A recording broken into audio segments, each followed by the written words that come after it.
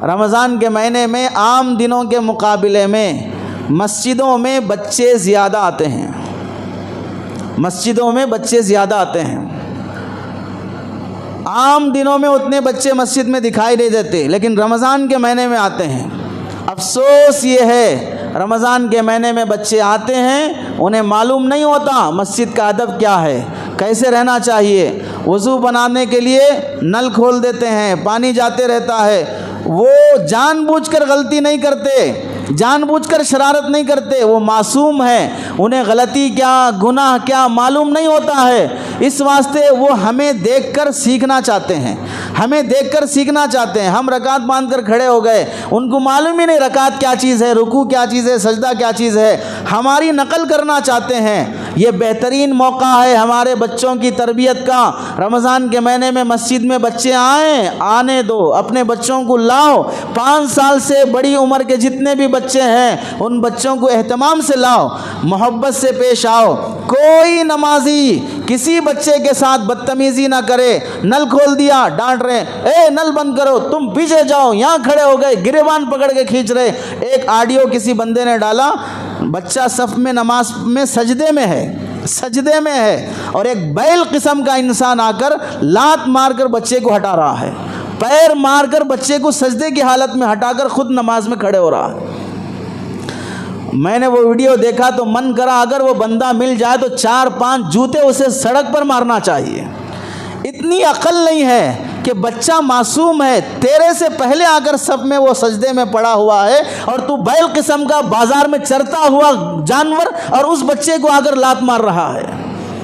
अरे ये बच्चे कल के बड़े हैं, कल के जवान हैं, हमारे मरने के बाद यही नमाजी बनने वाले हैं। अगर इन बच्चों के साथ ऐसा सलूक हुआ कि मस्जिदों से नफरत पैदा हो गई, नमाजियों से नफरत पैदा हो गई, ये मस्जिदों को आना छोड़कर कट्टों पे बैठना शुरू करे, चबूतरों पे बैठना शुरू करें, और ये थिएटरों पे, फिल्म हॉलों में जाके बैठना शुरू करें, शराब के अड्डों पे बैठना शुरू करें, तो किसका बाप जाके लाएगा उन बच्चों को वहाँ पर?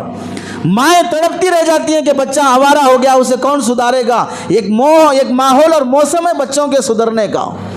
बच्चा कितनी भी बड़ी गलती कर दे रमज़ान के महीने में मस्जिद में आकर, हरगिज़ उसकी तौहीन तज़लील नहीं करना, प्यार से समझाओ। माओं को बोलो मस्जिद भेजने से पहले आदाब सिखा के भेजो, खुद ऐसे अदब से रहो मस्जिद में कि बच्चा हमें देखकर अदब सीख ले।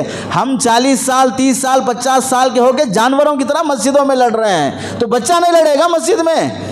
कमेटियों के झगड़े, इनके झगड़े, उनके झगड़े, ये टॉपिक तो इतना लंबा है कि इस पर भी 1 घंटा होना चाहिए। रमज़ान में झगड़ों की एक टॉपिक है, कौन कौन रमज़ान में झगड़े करते हैं, और इसमें इतनी गलीज़ हरकतें होती हैं, अल्लाह की पनाह। अब तो मौजू बदल जाएगा। जब हम लड़ते हैं रमज़ान के महीनों में तो छोटे बच्चे लड़ें तो क्या हुआ? हमारा लड़ना गुनाह है, उनका लड़ना गुनाह नहीं है। वो मोहब्बत में लड़ते हैं, 2 मिनट पहले लड़े उसके बाद मिल लेते हैं। हम अगर लड़ते हैं तो जानवरों से बदतर लड़ते हैं, मौत तक भी दिल साफ़ करने तैयार नहीं होते, एक दूसरे की गलतियाँ देखते ही रहते हैं। हमसे लाख दर्जे बेहतर है उन बच्चों की लड़ाई।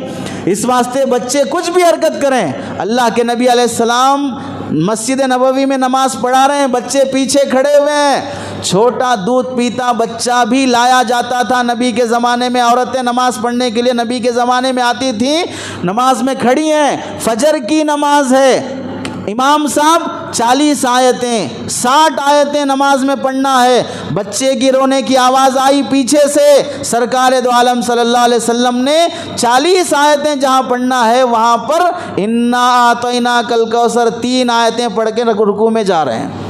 3 आयतें पढ़कर नमाज के बाद फरमाते हैं, मेरा मन कर रहा था कि मैं लंबी क़िरात करूं, लेकिन बच्चे के रोने की आवाज़ आई, वो बच्चा दूध के लिए रो रहा है, उसकी माँ बेचैन होगी, इस वास्ते मैं नमाज को मुख्तसर कर दिया।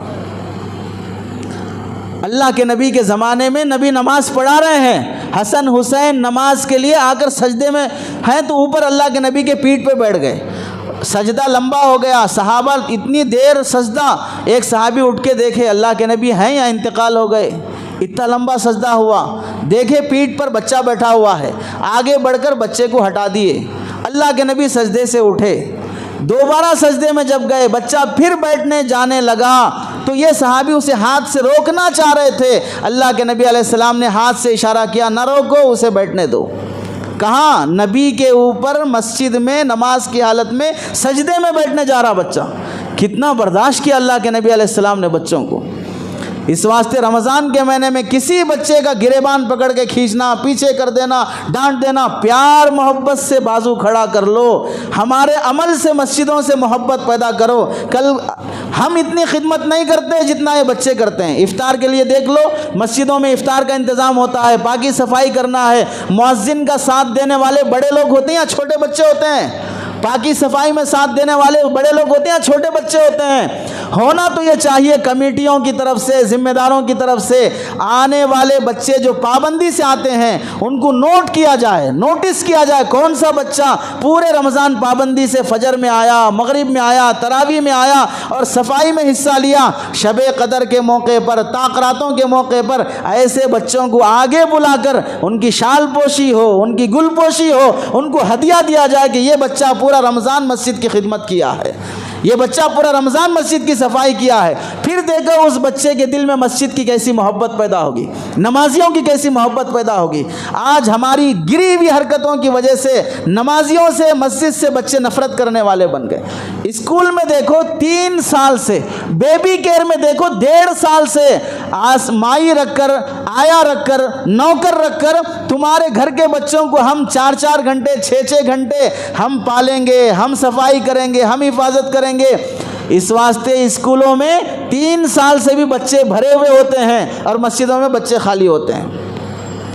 स्कूल वाले को फिक्र है बच्चों को हम अपना लेना, और मस्जिद वालों को फिक्र नहीं है कि हमारे नौजवान बच्चे कहाँ बर्बाद हो रहे हैं। इस वास्ते रमज़ान के महीने में बच्चों के साथ सख्ती से पेश ना आया जाए।